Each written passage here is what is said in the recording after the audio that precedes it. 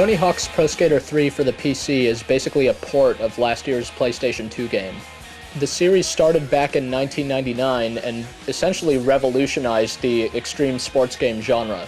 That's because the original Tony Hawk's Pro Skater basically transcended its material. It wasn't really a skateboarding game so much as it was just this incredible, original, open-ended action game that involved skateboards. You don't need to know the first thing about skateboarding to play and appreciate and love Tony Hawk's Pro Skater. That game spawned two sequels which were fairly similar to the original, but they've all made important gameplay changes and just generally looked a lot better and had much more interesting levels. The gameplay of Tony Hawk 3 is amazing. As mentioned, it's basically an action game. Basically, the gameplay is all about pulling off massive trick combinations by combining lots of different trick types all into a continuous string. Individual tricks are really easy to perform, but linking them is another story, and keeping your balance during some of the balancing tricks it gets harder and harder the longer your combo goes on.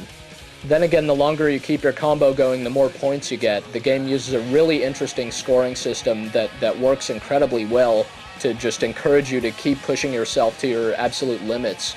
It's just based on a principle of multipliers and diminishing returns, so the more different types of tricks you throw together, the higher the score you're going to get. Then again, the longer your trick goes on, the more difficult it is to balance, so you might bail and lose all the points you could have gotten.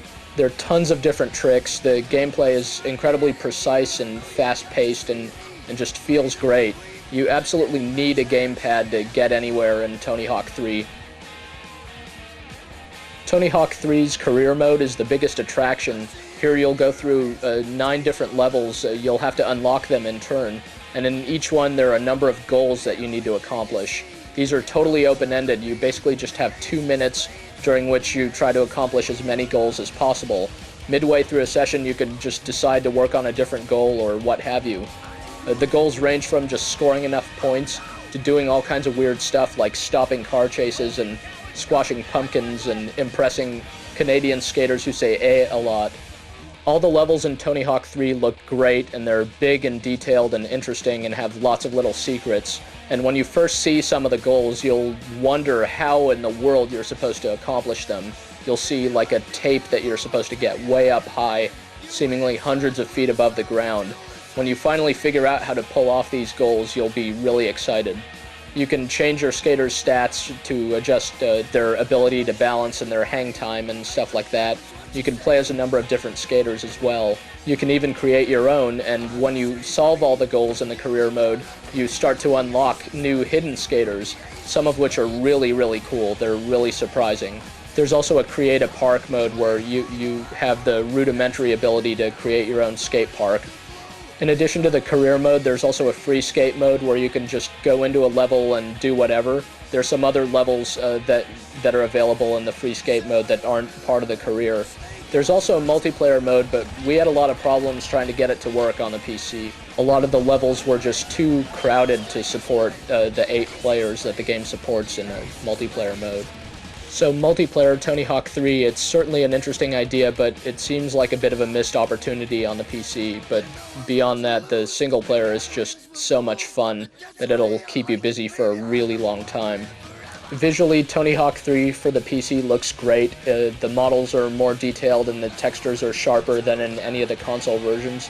And the skater animations are probably the most impressive thing. All of the different tricks just look really good, and when your skater bails it looks really painful, but they all always get right back up and keep going. The soundtrack for Tony Hawk 3 includes a wide variety of artists. It's got classics like the Ramones and Motorhead and some more recent stuff. It's got rap and ska and punk and hip-hop, all kinds of stuff. The actual skateboarding sounds are pretty much perfect, and there's actually a lot of really hilarious speech clips in the game for when you hassle different passers-by and so on in the various levels. But while it looks and sounds great, really the best thing about Tony Hawk 3 is just how it plays. It plays pretty much unlike anything else out there, except for some of the token rip-offs that have been inspired by it over the years. It's really easy to pick up and play, and the gameplay in general is just the perfect combination of simplicity and depth. You could become infinitely good at this game, seemingly. It's like trying to learn how to play a musical instrument. You could get good or you could get really, really good, and it just stays interesting and stays fun for a very long time.